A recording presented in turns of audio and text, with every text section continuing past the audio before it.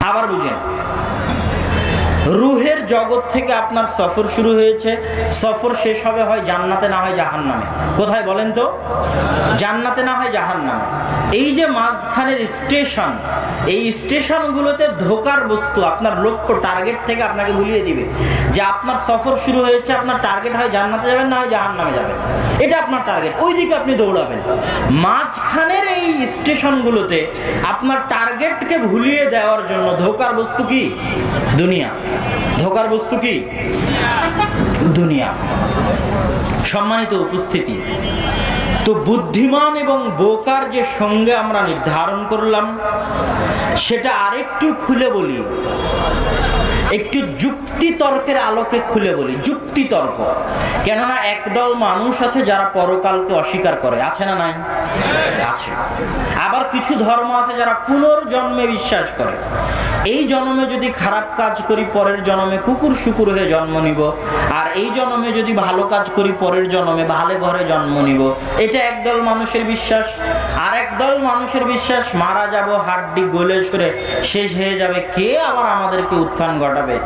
এটার কথা আল্লাহ সূরা নাবায় বলেছেন, আম্মা ইয়াতাসাআলুন আনিন নাবাইল আযীম।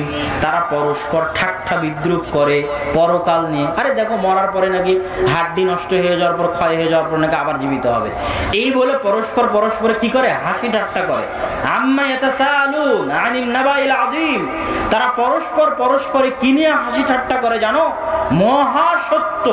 মহাসত্য সংবাদ নিয়ে তারা হাসি ঠাট্টা করে। জেনে রাখো, দুনিয়ার মানুষকে আল্লাহ সুবহানাহু ওয়া তাআলা বলছেন, পৃথিবীতে কোনো জিনিস একবার সৃষ্টি করা কঠিন। এই রিজিক বই আমি যখন প্রথম লিখেছি তখন কঠিন। এখন আবার যদি আমাকে দ্বিতীয়বার লিখতে বলা হয় তাহলে সহজ হবে না কঠিন হবে? সহজ হবে। যে প্রথম মোবাইল বানিয়েছে তার জন্য কঠিন, এখন দ্বিতীয়বার বানানো কঠিন না সহজ? সহজ। আল্লাহ সুবহানাহু ওয়া তাআলা কোরআনে এই যুক্তি দিয়েছেন যে শোনো দুনিয়ার মানুষ, এখন তো আপনারা নিজেকে দুনিয়াতে আবিষ্কার করতেছেন না? মায়ের পেট দিয়ে হোক, যেভাবেই হোক, যে সিস্টেমই হোক, দুনিয়াতে এসেছেন, বড় হয়েছেন, বাপ মা মানুষ করেছে, এখন যুবক হয়ে গেছেন, দুনিয়াতে তো নিজেকে আবিষ্কার করছেন যে আপনি দুনিয়াতে আছেন। তাহলে এই দুনিয়াতে যেই সত্তা আপনাকে একবার আনতে পেরেছে, তিনি পুনরায় আপনাকে পরকালে উত্থান ঘটাতে পারবেন না, এটা কি কোনো যুক্তির কথা হলো? বরং দুনিয়াতে আনা যদি একবার তার জন্য হয়ে থাকে, পরকালে আপনাকে দ্বিতীয়বার আনা তার জন্য অনেক সহজ, অনেক অনেক সহজ। এই যুক্তি আল্লাহ সুবহানাহু ওয়া তাআলা দিয়েছেন। যুক্তির কথায় আসি, আপনি পরকালে বিশ্বাস না করে কি করতে চান? হারাম উপায়ে ইনকাম করে কোটি টাকার মালিক হতে চান? পরকালে বিশ্বাস না করে আপনি অনেক শত শত নারীর সাথে সম্পর্ক রক্ষা করে জেনায় লিপ্ত হয়ে সেটার স্বাদ মজা নিতে চান? আপনি পরকালে বিশ্বাস না করে সুদের মধ্যে লিপ্ত থাকতে চান, গান বাজনার মধ্যে লিপ্ত থাকতে চান, স্বাধীন মতো চলতে চান? তো পরকালের উপর বিশ্বাস করে ওই সমস্ত সুখ ভোগ করা সম্ভব যে সমস্ত সুখ পরকালের প্রতি বিশ্বাস না করে করা সম্ভব। যেমন পরকালের প্রতি বিশ্বাস না করে আপনি হারাম উপায়ে কোটি টাকা ইনকাম করবেন, আমি পরকালের প্রতি বিশ্বাস করে কষ্ট হবে, কিন্তু আমি কি কোটি টাকার মালিক হতে পারবো না? হালাল উপায়ে পারবো না? কষ্ট হবে, কিন্তু অবশ্যই পারবো, অবশ্যই সম্ভব। পৃথিবীতে অসম্ভব বলে কিছু নাই। হ্যাঁ, যদি না পারি এতটুকু পার্থক্য হতে পারে, আপনার বাড়িতে এসি আছে, আমার বাড়িতে এসি নাই, তার মানে কি আমার বাড়ি নাই? এরকম হবে? এরকম হবে। আপনার বাড়িতে হয়তো পোলাও কোরমা আছে, আমার বাড়িতে পান্তা ভাত আছে, তার মানে আমার বাড়িতে পান্তা ভাতও নাই, এরকম তো হবে না, থাকবে কিছু। আপনি হারাম উপায়ে শত শত মেয়ের সাথে সম্পর্ক করবেন, আমি হালাল উপায়ে 4টে মেয়েকে বিবাহ করতে পারবো। কথা বুঝতে পারেননি মনে হয়? স্বাদ একই, মজা বা স্বাদ যেটা বলেন ওটা একই, কিন্তু আপনি হারাম উপায়ে 100 জন পারবেন না, আমি হালাল উপায়ে 4 জন পারবো। আমি কিন্তু একদম বঞ্চিত হচ্ছি না, আমি কিন্তু একদম বাদ পড়ে যাচ্ছি না। কিন্তু মৃত্যুর পরে যদি দেখা যায়, আপনার কথা যদি আমি বিশ্বাস করে নিই যে পরকাল নাই, যে দুনিয়াতে সব হারাম উপায়ে সবকিছু করে ফেললাম, এখন মৃত্যুর পরে যদি দেখি সত্যি পরকাল আছে, তাহলে এটা কেউ কি জানে নিশ্চিত? মানে যে অস্বীকার করতেছে সে কি নিশ্চিত জানে যে পরকাল নাই? ওর কাছে কি কোনো জ্ঞান আছে যে পরকাল নাই? এই বিষয়ে কোনো জ্ঞান নাই, কোনো নিশ্চিত জ্ঞান নাই। তার কাছে যে বিষয় যে পরকাল নাই। এখন মৃত্যুর পর যদি বাই চান্স দেখা যায় পরকাল আছে, কিয়ামত বিচার সালিশ শুরু হয়ে গেছে, জান্নাত জাহান্নাম শুরু হয়ে গেছে, তাহলে বিপদে কে পড়বে? বিপদে যে হারাম পন্থায় ছিল সেই পড়বে। কিন্তু আমি একটু যদি ধৈর্য ধারণ করি, একটু কষ্ট করি, আমি হালাল পন্থায় ওই সব জিনিসগুলো পাবো, কিন্তু আবার পরকাল যদি থাকে তো আমি আবার ডবল সফল। কথা বুঝতে পারেননি? দুনিয়াতেও সফল, পরকালেও সফল। এই জন্য আল্লাহ কোরআনে দোয়া শিখিয়ে দিয়েছে, রব্বানা আতিনা ফিদ দুনিয়া হাসানা ওয়া ফিল আখিরাতি হাসানা। মুমিন তো পাগল নয়, মুমিন তো বুদ্ধিমান। ও দুনিয়াতেও সফল হতে চায়, পরকালেও সফল হতে চায়। দুনিয়াতেও কল্যাণ চায়, পরকালেও কল্যাণ চায়। বোকা সে যে শুধু দুনিয়ার 60 বছরের জীবনে সফল হতে চায় আর দীর্ঘস্থায়ী জীবনে সফল হতে চায় না, সে হচ্ছে বোকা। সম্মানিত উপস্থিতি, আমরা কে বোকা এবং কে বুদ্ধিমান এই আলোচনা করছিলাম। এই আলোচনার আরেকটা অংশ, কিয়ামতের মাঠে আপনি দেখবেন ইয়াউমা ইয়াফিরুল মারউ মিন আখিহি ওয়া উম্মিহি ওয়া আবিহি ওয়া সাহিবাতিহি ওয়া বানিহি। কিয়ামতের মাঠে দেখবেন মাথার ঘাম পায়ে ফেলে যেই সন্তানকে মানুষ করেছেন, বিদেশে প্রবাস জীবন যাপন করে কোটি টাকা যেই স্ত্রীকে দিয়েছেন, সেই স্ত্রী সেই সন্তান আপনাকে রেখে পালিয়ে যাবে একটা নেকি বা একটা গুনাহের ভয়ে। তাহলে আসল সফলতা ওই দিন, যেই দিন আপনি কিয়ামতের মাঠে সফল হবেন। আর এটাই আসল বুদ্ধিমানের পরিচয়। এটাই আল্লাহ সুবহানাহু ওয়া তাআলা তাদেরকে সবচেয়ে জ্ঞানী বলেছেন কোরআনে। এবার পরের পয়েন্ট আছে, আসল জীবন কোনটা। ইমাম ইবনুল কাইয়িম রাহিমাহুল্লাহর একটা কথা আমি এই বই থেকে আপনাদের পড়ে শোনাবো, যে ইমাম ইবনুল কাইয়িম রাহিমাহুল্লাহ আসল জীবন কোনটা সেটা বোঝাতে গিয়ে বলছেন, আরবি না, শুধু বাংলাটা বলি। মানুষের মধ্যে এমন অনেক মানুষ রয়েছে যারা এই পৃথিবীতে 100 বছর বসবাস করেছে, অথচ তাদের বয়স মাত্র 1 বছর। এমনও অনেক মানুষ রয়েছে যারা লাখো কোটি সম্পদের মালিক হয়েছে, অথচ বাস্তবে তারা কয়েকশো টাকারও মালিক নয়। একই অবস্থা জ্ঞান ও খ্যাতির ক্ষেত্রে। তারপরে তিনি বলছেন, নিশ্চয় মানুষের বয়স তার জীবনের সময়সীমা, আর তার কোনো জীবনই নাই যে মহান আল্লাহ থেকে মুখ ফিরিয়ে নেয় এবং আল্লাহ ব্যতীত অন্য কিছুতে নিজেকে ব্যস্ত রাখে। বরং পশু প্রাণীর জীবন তার জীবনের চেয়ে উত্তম, কেননা আত্মা ও অন্তরের জীবিত থাকা ছাড়া মানুষের প্রকৃত অর্থে কোনো জীবন নেই। অন্তর জীবিত থাকলে মানুষ জীবিত আছে, অন্তর মারা গেলে মানুষ মারা গেছে।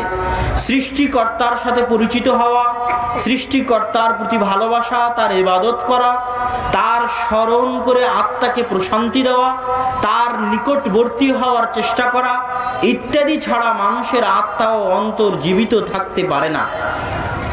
যে এই আত্মার জীবন থেকে বঞ্চিত হয়েছে সে যাবতীয় কল্যাণ থেকে বঞ্চিত। কেউ যদি মহান আল্লাহ থেকে দুনিয়ার কোনো কিছুর বিনিময়ে মুখ ফিরিয়ে নেয়, তাহলে আমরা বলবো দুনিয়ার সমগ্র, কেউ যদি মহান আল্লাহ থেকে দুনিয়ার কোনো কিছুর বিনিময়ে মুখ ফিরিয়ে নেয়, তাহলে আমরা বলবো সমগ্র দুনিয়াও আল্লাহর সাথে সম্পর্কের বিনিময়ে হতে পারে না। প্রত্যেক যা কিছু আপনার জীবন থেকে ছুটে যায় আপনি তার বিকল্প খুঁজে পেতে পারেন, কিন্তু যখন মহান আল্লাহকে আপনি হারিয়ে ফেলেন তখন কোনো কিছুই তার বিকল্প হতে পারে না, তার স্থলাভিষিক্ত হতে পারে না। সুতরাং প্রকৃত অর্থে মানুষের জীবন ততটুকুই যতটুকুতে সে মহান আল্লাহর আনুগত্য করে। এই জন্যই তো রাসূল সাল্লাল্লাহু আলাইহি ওয়াসাল্লাম বলেছেন, নিশ্চয় দুনিয়া ও তার মাঝে যা কিছু আছে সব কিছু অভিশপ্ত, সব কিছু অভিশপ্ত। শুধুমাত্র আল্লাহর স্মরণ, আল্লাহর সাথে সম্পৃক্ত এবং আল্লাহর সন্তুষ্টির জন্য যা কিছু করা হয় সেটাই দুনিয়াতে বাস্তব, বাকি সবকিছু অভিশপ্ত।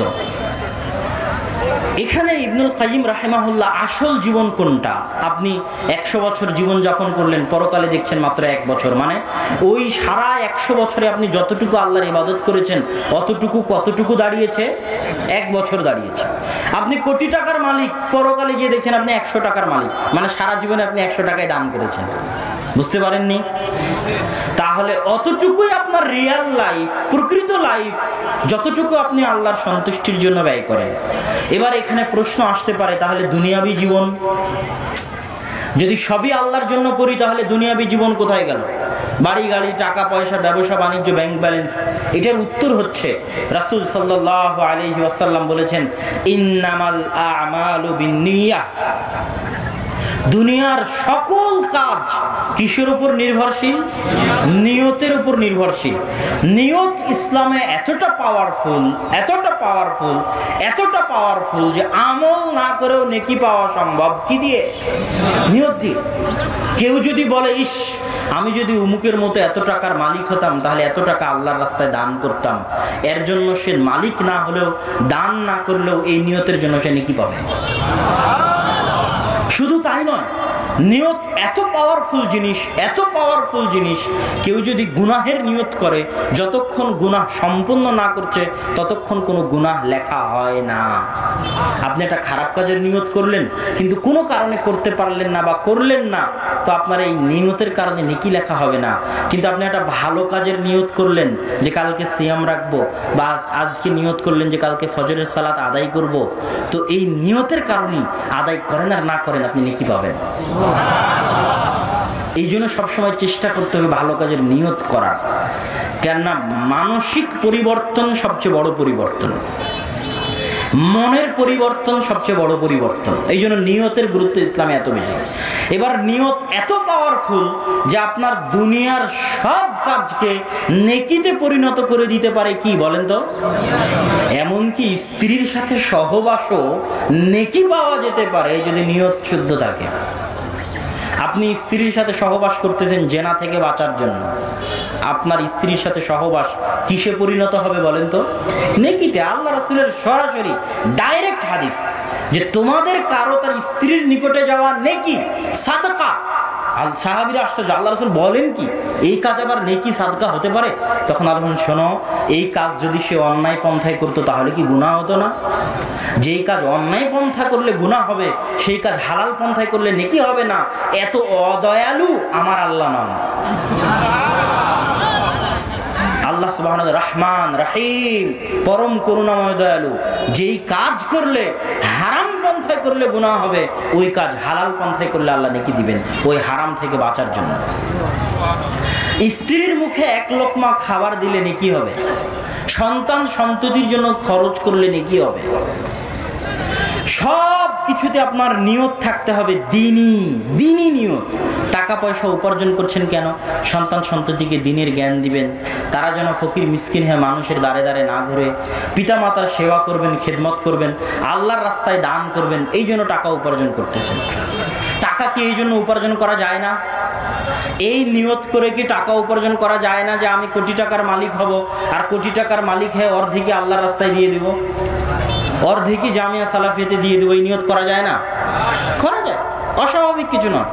এই নিয়ত করেই প্রত্যেক ব্যবসায়ীর ব্যবসা করা উচিত, আরো মন দিয়ে, আরো জান প্রাণ দিয়ে। আমি আশ্চর্য হই, মানুষ যখন দুনিয়ার লাইনে থাকে তখন কোটি টাকার নেশা থাকে, আর যখন দিনের লাইনে আসে তখন বলে যে না আর কিছু করব না। এটা ভুল। আল্লাহ আপনাকে ব্যবসা করার গুণ দিয়েছে, ক্ষমতা দিয়েছে, পাওয়ার দিয়েছে। এই গুণ আল্লাহর নেয়ামত। নিয়ামতের অবমূল্যায়ন অধ্যায়ে আলোচনা করব। আপনি যদি ব্যবসা না করেন আপনি নিয়ামতের অবমূল্যায়ন করতেছেন। মন প্রাণ দিয়ে, জান প্রাণ দিয়ে ব্যবসা করতে হবে। আগে করতেন দুনিয়ার জন্য, এখন করবেন দিনের জন্য, আল্লাহর রাস্তায় ব্যয় করার জন্য। তাহলে সমাধান দিয়ে দিলাম। আসল জীবন ওটাই যেটা আল্লাহর জন্য ব্যয় করেছেন, কিন্তু দুনিয়ার সব কাজই আল্লাহর জন্য করা যায়। কথা বুঝতে পারেননি মনে হয়। 100 বছরের মধ্যে 1 বছরই জীবন, যে 1 বছর আপনি আল্লাহর জন্য করেছেন, কিন্তু পুরো 100 বছরই আল্লাহর জন্যই ব্যয় করা যায়। সৌদি আরবের একজন ব্যক্তি আছে, আপনারা আল রাজিহি ব্যাংকের নাম শুনবেন, অনেকেই জানেন না। রাজিহি ব্যাংকের মালিক, ওনার বিজনেস পলিসি এত মজবুত যে ওনার বিজনেস পলিসির একটা অংশ হচ্ছে উনি দিনের জন্য ওয়াকফ করে কোম্পানি খুলেন।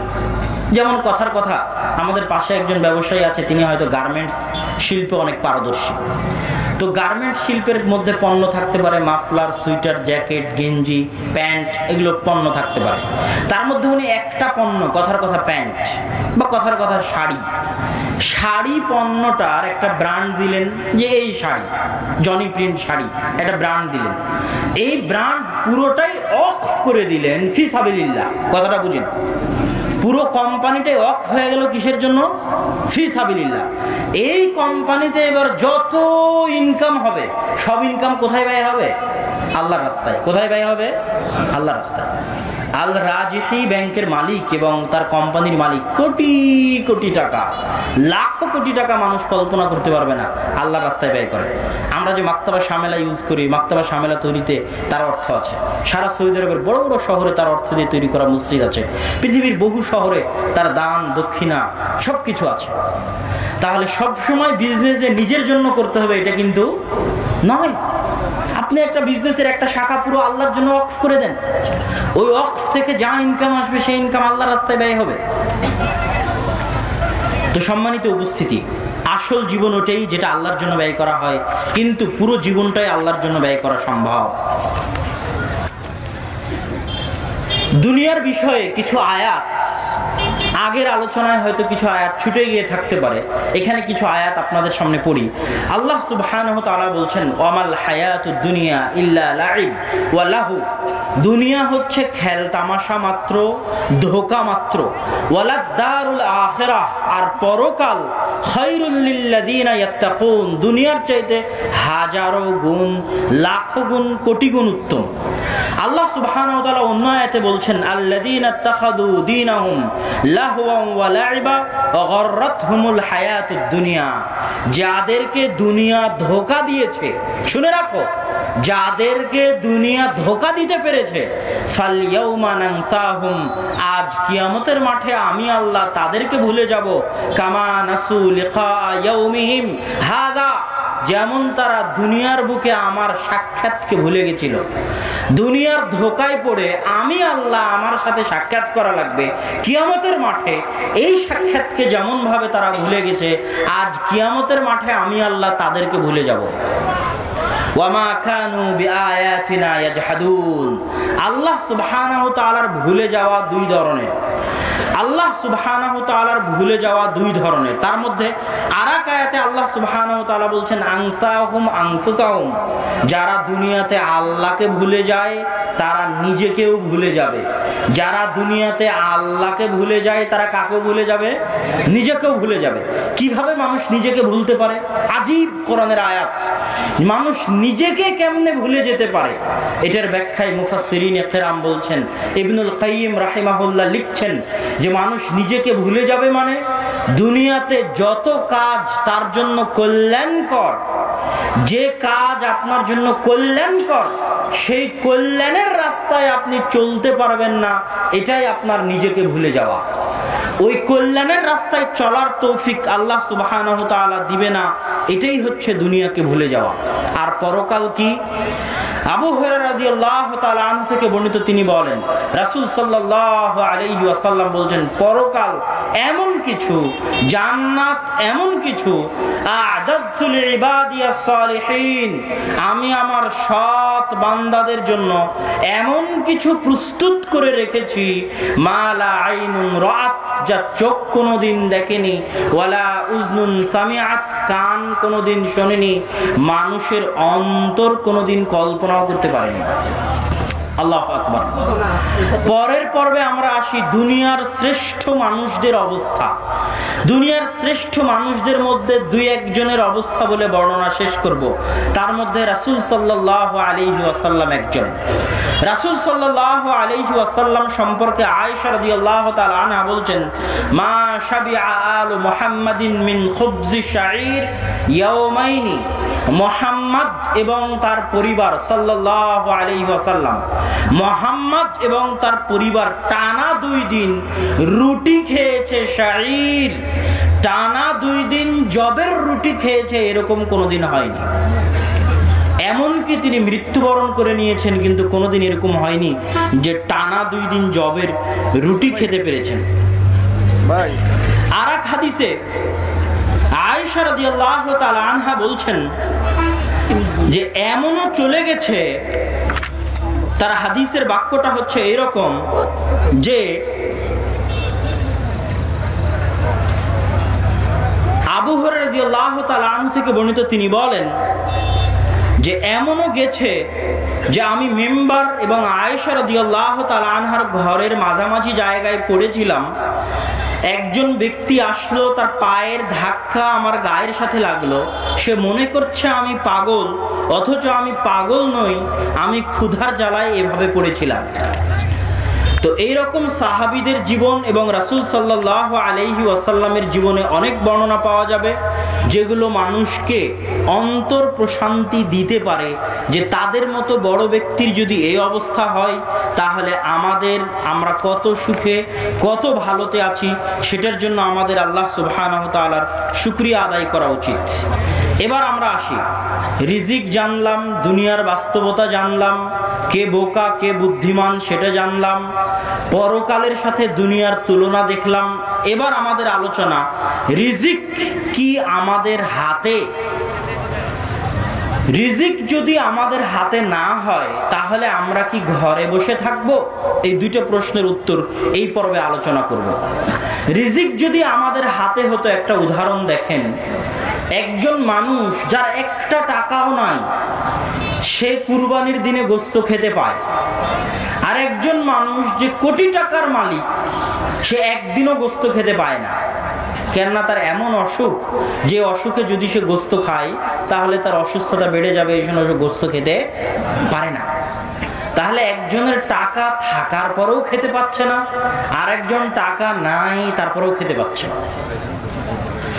রিজিকের বাস্তবতা আপনি আরো ভাবে বুঝতে পারেন। আপনি একদিন হোটেলে বসে খাচ্ছেন, আপনি নিজে বিল দিবেন বলে পকেটে টাকা নিয়ে গেছেন, হুটহাট আপনার একজন বন্ধু আসলো, সে আপনাকে বিল দিতে দিল না, সে বিলটা দিয়ে দিল।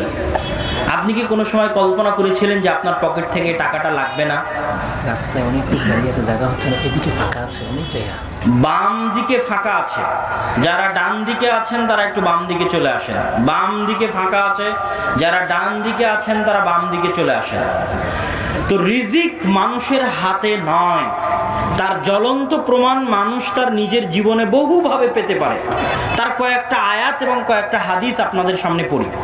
আল্লাহ সুবহানাহু ওয়া তাআলা পবিত্র কোরআন মাজিদে বলছেন, ওয়ামা মিন দাব্বাতিন ফিল আরদি ইল্লা আলাল্লাহি রিজকুহা। জমিনে এমন কোন মশা, মাছি, সাপ, বিচ্ছু, পোকামাকড়, বাঘ, ভাল্লুক, জীবজন্তু, জানোয়ার, মানুষ, জিন বসবাস করে না যাদের রিজিকের দায়িত্ব কার নয়? আল্লাহ সুবহানাহু ওয়া তাআলার নয়। আর এক আয়াতে আল্লাহ সুবহানাহু ওয়া তাআলা বলছেন, আল্লাহু ইয়াবসুতুর রিজকা লিমান ইয়াশা। আল্লাহ যাকে চান তার রিজিক প্রশস্ত করে দেন। ওয়া ইয়াকদিরু লিমান ইয়াশা ওয়া ইয়াকদিরু লাহ। আর যাকে চান তার রিজিক সংকীর্ণ করে দেন। আর এক আয়াতে আল্লাহ সুবহানাহু ওয়া তাআলা বলছেন, আম্মান হাযাল্লাযী ইয়ারযুকুকুম ইন আমসাকা রিজকা। এমন কি কেউ আছে দুনিয়াতে যে আল্লাহ যদি তোমার রিজিক আটকিয়ে দেন, দুনিয়ার সেই ব্যক্তি তোমার রিজিকের ব্যবস্থা করতে পারবে?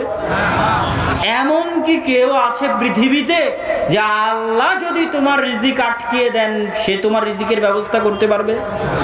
এই যে সূরায় আল্লাহ এই কথা বলেছেন, ওই সূরাতে আল্লাহ আরেকটা চ্যালেঞ্জ করেছেন, এমন কি কেউ আছে পৃথিবীতে আল্লাহ যদি মাটির নিচের পানিকে উধাও করে দেন, এমন জায়গায় নিয়ে চলে যান যেখান থেকে মানুষ আনতে পারবে না, তো পৃথিবীতে কেউ কি আছে যে মাটির নিচ থেকে পানি দিতে পারবে? পারবে না। আয়াতে আল্লাহ সুবহানাহু ওয়া তাআলা, আয়াতে নয় হাদিসে, হাদিসে কুদসিতে রাসূল সাল্লাল্লাহু আলাইহি ওয়াসাল্লাম বলেন, আল্লাহ বলেন, ইয়া ইবাদি, হে আমার বান্দারা, কুল্লুকুম জায়ে', জেনে রাখো তোমরা সবাই ক্ষুধার্ত। সারা পৃথিবীতে যত কোটি মানুষ আছে, শত কোটি মানুষকে আল্লাহ বলছে, যত কোটি মানুষ আগে চলে গেছে তাদেরকে বলছে, যত কোটি মানুষ ভবিষ্যতে আসবে তাদেরকে বলছে, ইয়া ইবাদি, হে আমার বান্দারা, কুল্লুকুম, তোমরা সবাই, আমরা স্টেজে যারা বসে আছি সবাই, সামনে যারা বসে আছি সবাই, কুল্লুকুম, প্রত্যেকেই জায়ে', ক্ষুধার্ত, সকলেই ক্ষুধার্ত। একমাত্র খেতে পায় সে, একমাত্র খেতে পায় সে ইল্লা মান আতআমতুহু, যাকে আমি আল্লাহ খেতে দিই। আল্লাহু আকবার। আল্লাহ সুবহানাহু ওয়া তাআলার ওপেন চ্যালেঞ্জ, কুল্লুকুম, প্রত্যেকেই ক্ষুধার্ত, একমাত্র খেতে পায় সে যাকে আল্লাহ খেতে দেন। ফাস্তাতিমুনি, অতএব দুনিয়ার মানুষ খেতে চাও, খাদ্য চাও, রিজিক চাও, আমি আল্লাহ আমার কাছে উতইমুকুম, আমি তোমাদেরকে খেতে দেব।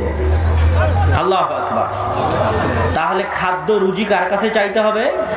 আল্লাহ সুবহানাহু ওয়া তাআলার নিকটে। আরেক হাদিসে রাসূল সাল্লাল্লাহু আলাইহি ওয়াসাল্লাম বলছেন, আল্লাহ সুবহানাহু ওয়া তাআলা বলেন হাদিসে কুদসি, ইন্না আউওয়ালাকুম ওয়া আখিরাকুম ওয়া ইনসাকুম ওয়া জিন্নাকুম, হে দুনিয়ার মানুষ, পৃথিবীর প্রথম ব্যক্তি থেকে নিয়ে পৃথিবীর শেষ ব্যক্তি পর্যন্ত, জিনদের শুরু থেকে নিয়ে জিনদের শেষ পর্যন্ত সকলেই যদি আদম থেকে নিয়ে কিয়ামত পর্যন্ত সকল মানুষ, জিনের শুরু থেকে নিয়ে কিয়ামত পর্যন্ত সকল জিন, কামু ফি সাঈদিন ওয়াহিদ, এক মাঠে জমা হয়, এক মাঠে। আজ যেমন এক মাঠে আপনারা হাজারো মানুষ জমা হয়েছেন, এরকম এক মাঠে আল্লাহ বলছেন আদম থেকে নিয়ে কিয়ামত পর্যন্ত সব মানুষ জমা হলো, জিনের শুরু থেকে নিয়ে শেষ পর্যন্ত সব জিন জমা হলো। ফাসালুনি, যার যা চাওয়ার আছে আমার নিকটে চাইলো। কে কোটি টাকার মালিক হতে চায়, কে কত বিঘা সম্পত্তির মালিক হতে চায়। ফাআতাইতু কুল্লা ইনসানিন মাসআলাতা, আমি আল্লাহ একবারে এক বৈঠকে একই সাথে একই মজলিসে আদম থেকে নিয়ে কিয়ামত পর্যন্ত সকল মানুষ সকল জিনের চাওয়া একবারে যে যা চাইলো সব দিয়ে দিলাম একবারে। মা নাকাসা যালিকা মিম্মা ইনদি, একবারে দেওয়ার পরেও আমি আল্লাহ আমার নিকটে যা আছে তার থেকে ততটুকুও কমতি হবে না, সারা পৃথিবীর সকল মানুষকে সকল জিনকে আদম থেকে নিয়ে কিয়ামত পর্যন্ত একই মাঠে যে যা চাইলো তাকে একবারে তাই দিয়ে দিলাম। তারপরেও আমি আল্লাহ আমার নিকটে যা আছে তাকে অতটুকুও কমতি হবে না। একটা সুই সমুদ্র ডুবানোর পর ওই সুই উঠালে সুইয়ের সাথে লেগে থাকা পানির কারণে সমুদ্রের পানিতে যতটুকু কমতি সৃষ্টি হয়, আমার আল্লাহ আমার নিকটে যা আছে তাতে অতটুকুও কমতি হবে না। আল্লাহু আকবার। এটা হচ্ছে আল্লাহ সুবহানাহু, সহিহ মুসলিম হাদিস 6337। তাহলে রিজিক কার হাতে বলেন তো? আল্লাহ সুবহানাহু ওয়া তাআলার হাতে। চাইতে হবে কার কাছে? আল্লাহর কাছে।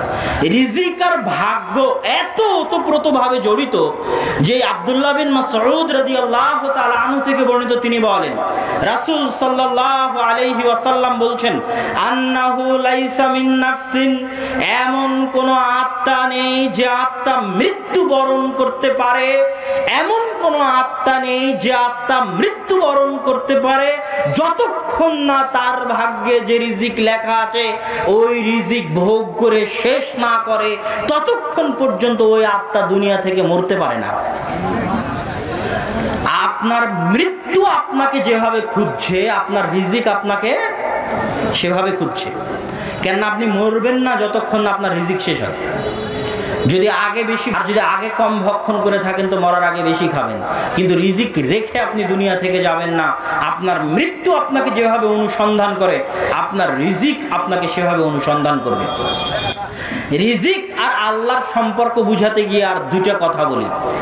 মারিয়াম আলাইহা সালাতু ওয়াস সালাম, ইমরানের স্ত্রী বলল, আল্লাহ আমার পেটে যা আছে আমি তা তোমার রাস্তায় মুহাররার, তোমার রাস্তায় ওয়াকফ করে দিলাম। তারপরে যখন প্রসব হলো দেখলেন মেয়ে সন্তান, অথচ তার ধারণা ছিল হবে ছেলে সন্তান। কেন ছেলে সন্তান কি আল্লাহর রাস্তায় দেওয়া যায়? মেয়ে তো পর্দার বস্তু, কেমনে আল্লাহর রাস্তায় দিবেন? আল্লাহ বলছেন আল্লাহু আ'লামু বিমা ওয়াদাআত, সে যে মেয়ে সন্তান দিচ্ছে এটা আল্লাহ আগে থেকেই জানেন। ওর আশ্চর্য হওয়ার এখানে কিছু নাই, আল্লাহ আগে থেকেই জানেন সে মেয়ে সন্তান দিচ্ছে। আল্লাহ সুবহানাহু ওয়া তাআলা তার নাম রাখলেন মারিয়াম, তার দায়িত্ব দেওয়া হলো জাকারিয়া নবী। খাদেমা করে দেওয়া হলো বাইতুল মাকদিসের, বাইতুল মাকদিস ঝাড়ু দেওয়া পরিষ্কার করা দায়িত্ব তার।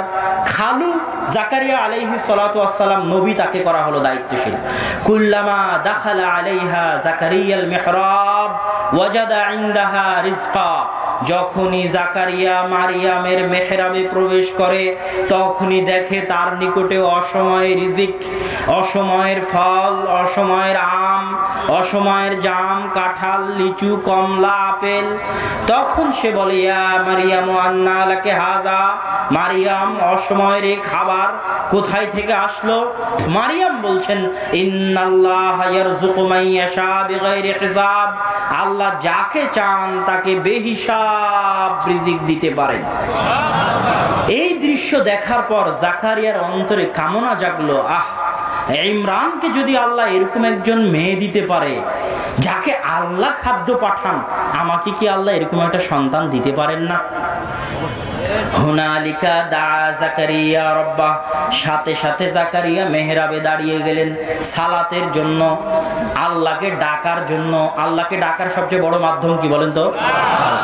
জাকারিয়ার মনে চাইলো একটা সন্তান, জাকারিয়া সালাতে দাঁড়িয়ে গেলেন। দাঁড়িয়ে গিয়ে বলছেন, আল্লাহ আমি বৃদ্ধ হয়ে গেছি, ওয়াস্তাআলার রাসু শাইবা, আমার চুল পেকে সাদা হয়ে গেছে, ওয়ামরাতি আকির, আমার স্ত্রী বন্ধ্যা, আমার স্ত্রী আগে থেকেই বন্ধ্যা। যখন যুবক ছিলাম তখন আমার সন্তান জন্ম দেওয়ার ক্ষমতা ছিল, আমার স্ত্রী বন্ধ্যা ছিল, সন্তান হয়নি। আজ আরো বিপরীত, আজ আমি বৃদ্ধ হয়ে গেছি, চুল পেকে গেছে, আজ আমারও সন্তান জন্ম দেওয়ার ক্ষমতা নাই, আবার আমার স্ত্রীও বন্ধ্যা, আবার আমার স্ত্রীও বৃদ্ধা। সন্তান হওয়া এখন অসম্ভব। অসম্ভব নয়? কি বলেন? কথা বলছেন না কেন? অবশ্যই অসম্ভব নয়, অবশ্যই অসম্ভব। ওনার স্ত্রী বন্ধ্যা আর উনার চুল পেকে গেছে, উনি হয়ে গেছেন বৃদ্ধ, সন্তান জন্ম দেওয়া অসম্ভব। হে আল্লাহ, এই অসম্ভব জানার পরেও আমি তোমার নিকটে চাইছি যে তুমি আমাকে সন্তান দাও।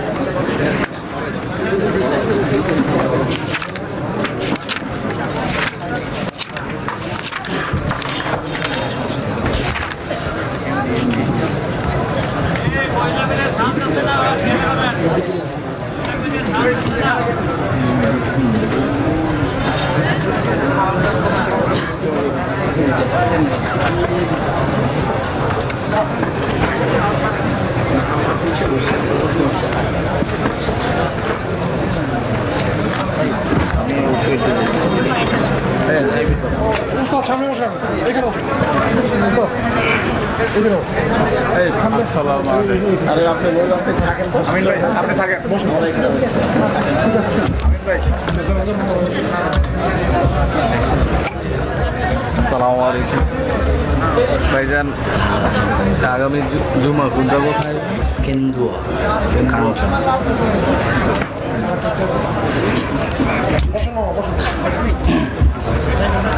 আমরা আলোচনা করছিলাম রিজিক কার হাতে। আলোচনা শেষে আমরা এতটুকু স্পষ্ট করতে পেরেছি, জি আপনারা হইচই না করে চুপচাপ বসেন। আমরা আলোচনা থেকে স্পষ্ট করতে পেরেছি যে রিজিক আল্লাহ সুবহানাহু ওয়া তাআলার হাতে। এখন পরের প্রশ্ন, রিজিক যখন আল্লাহর হাতে, তাহলে আমি ঘরে বসে থাকবো না কেন? সাউন্ডের সমস্যা হচ্ছে, এখন লাগানোর সময় নেই। সরি ভাই, সরি। আবার সরি সরি, সন্ধ্যা হবে। এখন দ্বিতীয় প্রশ্ন হচ্ছে, রিজিক যখন আল্লাহর হাতে তাহলে ঘরে কেন বসে থাকবো না? সব মানুষ কমন প্রশ্ন করে যে রিজিক যখন আমার ভাগ্যে লেখা আছে তাহলে আমি ঘরে বসে থাকবো। এবার দেখেন আল্লাহ সুবহানাহু ওয়া তাআলা কি বলছেন। আল্লাহ সুবহানাহু ওয়া তাআলা বলেন, হুয়াল্লাযী জাআলা লাকুমুল আরদা দালুলা, ওই আল্লাহ সেই আল্লাহ যিনি তোমাদেরকে পৃথিবীকে করে দিয়েছেন অধীনস্থ, তোমাদের জন্য পৃথিবীকে করে দিয়েছেন নত, আবাদের জায়গা। তোমাদের জন্য পৃথিবীকে করে দিয়েছেন অধীনস্থ। তিনি সেই আল্লাহ। কেন অধীনস্থ করেছেন? ফামশু ফি মানাকিবিহা, তোমরা পৃথিবীতে বিচরণ করো আর পৃথিবীর রিজিক ভক্ষণ করো, এটা আল্লাহর নির্দেশ। তার আয়াতে আল্লাহ সুবহানাহু ওয়া তাআলা বলছেন, ফাইদা কুদিয়াতিস সালাত ফান্তাশিরু ফিল আরদ ওয়াবতাগু মিন ফাদলিল্লাহ। হে দুনিয়ার মানুষ, যখন সালাত শেষ হয়ে যায় তখন সালাত শেষে শুয়ে যেও না, সালাত শেষে ঘুমিয়ে পড়ো না। ফজরের সালাত শেষে কি করো না? ঘুমিয়ে পড়ো না, শুয়ে পড়ো না। যখন সালাত শেষ হয় তখন তোমরা জমিনে ছড়িয়ে পড়ো। কেন জমিনে ছড়িয়ে পড়বে? ওয়াবতাগু মিন ফাজলি, জমিনের প্রত্যেক ইঞ্চি জায়গাতে আল্লাহর রহমত আছে, আল্লাহর বরকত আছে। এই প্রত্যেক ইঞ্চি জায়গা থেকে আল্লাহর রহমত অনুসরণ করো, আল্লাহর বরকত অনুসরণ করো। এই একটা ইঞ্চি জায়গায় যদি আপনি একটা ধান বপন করেন, গাছ হবে না? হবে না? হবে। এক হাত জায়গায় যদি একটা আম গাছ লাগান, হবে না? হবে না? তাহলে জমিনের প্রত্যেক ইঞ্চি জায়গায় কি আছে? বরকত আছে। এই বরকত অনুসন্ধান করা প্রত্যেক মানুষের জরুরি জিম্মেদারি, জরুরি দায়িত্ব এবং কর্তব্য। যে করবে না সে আল্লাহর নেয়ামতের অবমূল্যায়ন করবে, আল্লাহর দয়াকে পা দিয়ে ধাক্কা দিবে, আল্লাহর অনুগ্রহকে পদদলিত করবে। একটা রিক্সা চালক ধামরাই বাজার, আমি বললাম এখান থেকে আমতলা বাজার বা 5 গ্রাম যাব, সে যদি বলে না আমি আর যাবো না, যেতে পারবো না, আমি ওই রিক্সাওয়ালার জন্য আল্লাহর পক্ষ থেকে পাঠানো দয়া ছিলাম। কি ছিলাম বলেন তো? সে আমাকে না নিয়ে কিসের অবমূল্যায়ন করলো? আল্লাহর রিজিকের অবমূল্যায়ন করলো, আল্লাহর দেওয়া দয়ার অবমূল্যায়ন করলো। একটা গাড়ির ড্রাইভারকে আমি কল দিলাম, ভাই আজকে যেতে হবে। সে বললো আমি আজকে শুয়ে আছি, ঘুমিয়ে আছি, যেতে পারবো না। সে কিসের অবমূল্যায়ন করলো বলেন তো? রিজিকের অবমূল্যায়ন করলো। আপনার জীবনে হালাল পন্থায় উপার্জন করতে পারবেন এমন একটা টাকাও কার দয়া? আল্লাহর দয়া। ওই একটা টাকা মনে করেন না যে আপনি এমনি পেয়ে গেছেন, আল্লাহ দয়া না করলে পাওয়ার সুযোগ তৈরি হতো না। আল্লাহ যখন দয়া দিয়ে পাওয়ার সুযোগ তৈরি করে দিয়েছে, তখন আপনি কোন লাট সাহেব যে আল্লাহর ওই দয়া সংগ্রহ করবেন না? আল্লাহর ওই দয়া সংগ্রহ করা ইবাদত, নত হওয়া আল্লাহর সামনে। দাউদ আলাইহিস সালাতু ওয়াস সালাম একদিন গোসল করছেন, স্বর্ণের বৃষ্টি হচ্ছে, গোসল ছেড়ে দিয়ে স্বর্ণ কুড়াতে গেছেন। দাউদকে আল্লাহ ধন সম্পদ অত কম দেননি যে গোসল ছেড়ে দিয়ে স্বর্ণ কুড়াতে হবে, এত ধন সম্পদ কম দেননি। দাউদ আলাইহিস সালাম কেন গেলেন? কোটি টাকার মালিক হলেও দাউদ সুলাইমান কোটি কোটি কোটি কোটি টাকার মালিক হওয়ার পরও কার দয়ার ভিখারি? আল্লাহর দয়ার ভিখারি। দাউদ এটা আল্লাহকে দেখাতে চায় যে আল্লাহ আমি কোটি টাকার মালিক হয়েছি ঠিকই, কিন্তু যে 1 টাকা পড়ে আছে ওই 1 টাকার আমি ভিখারি। কেন? ওই 1 টাকা তোমার দয়া। এটাই হচ্ছে একজন মুসলমানের আবেগ এবং অনুভূতি। সুতরাং আপনি রিজিক আল্লাহর হাতে, কিন্তু রিজিক দয়া। তো রিজিক আপনি অনুসন্ধান করবেন কেন? আল্লাহর দয়া অনুসন্ধান করার জন্য। এবং ওই অনুসন্ধান করতে গিয়ে যা অর্জন করবেন তা আপনার টাকা নয়, তা সব কার দেওয়া? আল্লাহর দেওয়া। আল্লাহ কোরআনে কোনো জায়গায় বলেনি যে আপনার টাকা দান করতে হবে। মিম্মা রাযাকনাহুম, আপনার পকেটে যে টাকা আছে ওটা আমি আল্লাহ দিয়েছি, আমার দেওয়া টাকা তুমি আল্লাহ আমার রাস্তায় ব্যয় করো। আল্লাহ কোথাও স্বীকার করেনি যে আপনার 10 বিঘা সম্পত্তির মালিক আপনি, ওটার আসল মালিক কে?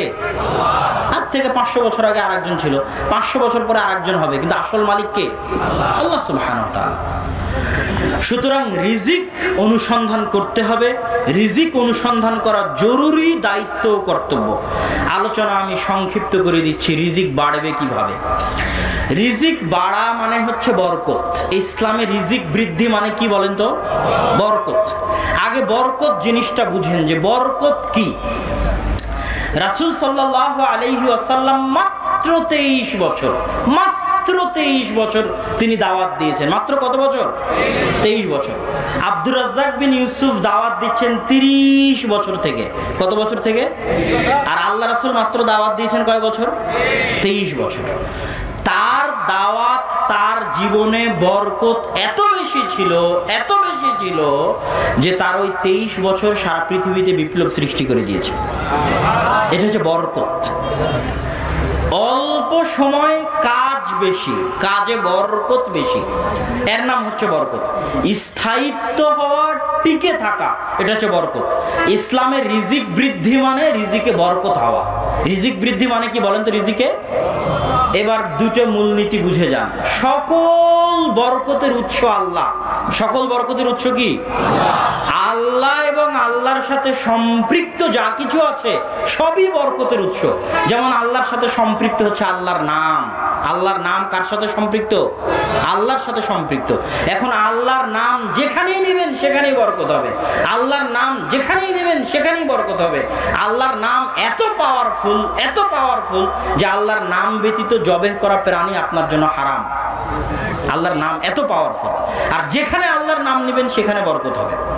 এবার সকল বরকতের উৎস যেমন আল্লাহ, ঠিক সকল বরকত নষ্টের মাধ্যম হচ্ছে শয়তান। কি বলেন তো? যেখানে শয়তান আছে ওখানে বরকত থাকবে না, নাই। এই দুটো মূলনীতি মাথায় রাখার পরে এবার আল্লাহ রাসূলের কিছু হাদিস দেখেন। রাসূল সাল্লাল্লাহু আলাইহি ওয়াসাল্লাম বলছেন, ইযা আকালা আহাদুকুম ওয়া যাকারা ইসমাল্লাহ, যখন তোমাদের কেউ খায় এবং আল্লাহর নাম নেয়, বিসমিল্লাহ বলে, তখন শয়তান তার সাথে খায় না। আর যদি বিসমিল্লাহ না বলে তাহলে তার সাথে কে খায়? আর শয়তান আসলো মানে কি চলে গেল? বরকত চলে গেল। মানে আপনার এই খাওয়াতে কি নাই বলেন তো? বরকত নাই। কেউ যখন বাড়িতে প্রবেশ করে তখন যদি আসসালামু আলাইকুম না বলে, কেননা সালাম হচ্ছে আল্লাহর নাম, আল্লাহর নাম না নেয়, আসসালামু আলাইকুম না বলে, তাহলে শয়তান বলে, শোনো, এই বাড়ি তোমাদের থাকার জায়গা, এই বাড়ি তোমাদের খাওয়ার জায়গা। তাহলে শয়তান যে বাড়িতে ঢুকলো ওই বাড়িতে কি থাকবে না? যে জোরে বলেন, কি থাকবে না? বরকত থাকবে না। বরকত ওই বাড়ি থেকে উঠে গেল, চলে গেল। আর যখনই বলবে আসসালামু আলাইকুম, তখন শয়তান বলবে বাড়ি থেকে তোমরা পালাও, এই বাড়িতে তোমাদের থাকাও নাই, খাওয়াও নাই। তার মানে ওই বাড়িতে বরকতের জায়গা তৈরি হলো। আর একটা দেখেন, আল্লাহ সকল বরকতের উৎস, আল্লাহর নামের আলোচনা গেল। এবার আল্লাহর বাণী। আল্লাহর বাণী কি বলেন তো? কোরআন। আল্লাহর বাণী কি? জীবনে বরকত অর্জনের বিশাল বড় মাধ্যম, বিশাল বড় মাধ্যম কোরআন তেলাওয়াত। রিজিকে বরকত চান, জীবনে বরকত চান, পরিবারে বরকত চান, বাড়িতে বরকত চান, বিশাল বড় মাধ্যম কি? কোরআন তেলাওয়াত। যার জীবনে কোরআন নাই তার জীবন পশু প্রাণীর চেয়েও খারাপ। আর যে বাড়িতে কোরআন নাই, কোরআন তেলাওয়াত হয় না, ওই বাড়ি কবরের মতো অন্ধকার। তাহলে বাড়িতে বরকত আসবে কি তেলাওয়াত করলে? কোরআন তেলাওয়াত করলে। এই মৌলিক কয়েকটা কথা গেল বরকত এবং শয়তান। বরকত আসে আল্লাহ সুবহানাহু ওয়া তাআলার পক্ষ থেকে, আর সকল বরকত হারিয়ে যায় শয়তান আসলে। এবার বরকতের পরে আর দু একটা বরকতময় জায়গা শুধু মুখে মুখে বলে চলে যায়। পৃথিবীতে কিছু বরকতময় জায়গা আছে, মদিনা, মক্কা, বাইতুল মাকদিস। এগুলোকে আল্লাহ সুবহানাহু ওয়া তাআলা বরকতময় জায়গা বলেছে। বরকতময় সময় সকাল। সকাল কি কিময় সময় বলেন তো? বরকতময় সময় হচ্ছে সকাল। বরকতময় কর্ম, বিসমিল্লাহর কথা বললাম, আল্লাহ সুবহানাহু ওয়া তাআলাকে স্মরণ করা। আল্লাহ সুবহানাহু ওয়া তাআলাকে স্মরণ করা বরকত পাওয়ার মাধ্যম। কোরআন তেলাওয়াতের কথা বললাম, এটা বরকত পাওয়ার মাধ্যম। একত্রে খাবার খাওয়া, এটা সহিহ হাদিস। এই হাদিসে রাসূল সাল্লাল্লাহু আলাইহি ওয়াসাল্লাম বলেন, কুলু জামিআন, একসাথে খাও, ওয়ালা তাফাররাকু, আলাদা আলাদা খেও না। ফাইনাল বারাকাতা ফিল জামাআ, বরকত আছে একসাথে খাওয়ার মধ্যে। একসাথে কি খেলে কি হবে জানো? ফাতুআমুল ওয়াহিদ ইয়াকফিল ইসনাইন, একজনের খাবার দুইজন খেতে পারবে, তিনজনের খাবার চারজন খেতে পারবে। কার হাদিস? রাসূল সাল্লাল্লাহু আলাইহি ওয়াসাল্লাম। বরকত পাওয়ার আরেকটা মাধ্যম হচ্ছে জমজমের পানি। আল্লাহ রাসূল বলেছে, ইন্নাহা মুবারাকা, জমজমের পানি হচ্ছে বরকতময়।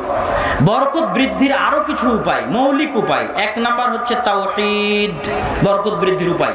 আল্লাহ সুবহানাহু ওয়া তাআলা কোরআন মাজিদে বলছে, ওয়ালাউ আন্না আহলাল কুরা আমানু, যদি দুনিয়ার মানুষ ঈমান আনতো, ওয়াত্তাকাও, এবং তাকওয়াবান হতো, তাহলে আমি আল্লাহ ফাতাহনা আলাইহিম বারাকাতিস সামাই ওয়াল আরজ, আসমান জমিনের সকল বরকতের দরজা তাদের জন্য উন্মুক্ত করে দিতাম। তাহলে বরকতের দরজা উন্মুক্ত হওয়ার মাধ্যম হচ্ছে তাওহীদ। আরো অনেক আয়াত আছে, আমি একটা একটা করে বলে চলে যাচ্ছি। বরকত পাওয়ার, রিজিক বৃদ্ধি হওয়ার একটা মাধ্যম ক্ষমা প্রার্থনা করা। দলিল আল্লাহ সুবহানাহু ওয়া তাআলা কোরআনে বলছে, নূহ আলাইহিস সালামের ঘটনা, ফাকুল তুস্তাগফিরু রাব্বাকুম ইন্নাহু কানা গাফফারা, তোমরা তোমাদের প্রতিপালকের ক্ষমা প্রার্থনা করো, তিনি ক্ষমাশীল। যদি তোমরা আল্লাহর নিকটে ক্ষমা প্রার্থনা করে কি হবে জানো? ইউরসিলিস সামা আলাইকুম মিদরারা, আসমান তোমাদের উপর বৃষ্টি বর্ষণ করবে মুষলধারে। ওয়াইমদিদকুম বিআমওয়ালিন ওয়া মানিন, আল্লাহ তোমাদেরকে ধন সম্পদ দিবে, সন্তান সন্ততি দিবে। ওয়াজআল লাকুম জান্নাতিন ওয়াজআল লাকুম আনহারা, তোমাদের জন্য বাগান দিবে, নদী নালা দিবে, যদি তোমরা আল্লাহর নিকটে কি করো? ক্ষমা প্রার্থনা করো। একটা ঘটনা সহিহ সূত্রে, ওমর রাদিয়াল্লাহু তাআলা আনহু মানুষকে নিয়ে চলে গেলেন বৃষ্টি প্রার্থনা করতে। কি প্রার্থনা করতে? বৃষ্টি প্রার্থনা করতে গিয়ে তিনি মানুষকে বলছেন, সবাই ক্ষমা চাও, আস্তাগফিরুল্লাহাল্লাযী লা ইলাহা ইল্লা হুয়াল হাইয়ুল কাইয়্যুম ওয়া আতুবু ইলাইহি, আল্লাহর নিকটে ক্ষমা চাও, আস্তাগফিরুল্লাহ ওয়া আতুবু ইলাইহি বলতে থাকো, আল্লাহর নিকটে ক্ষমা চাও। তখন তাকে জিজ্ঞেস করা হচ্ছে, আপনি এটা কেন করছেন?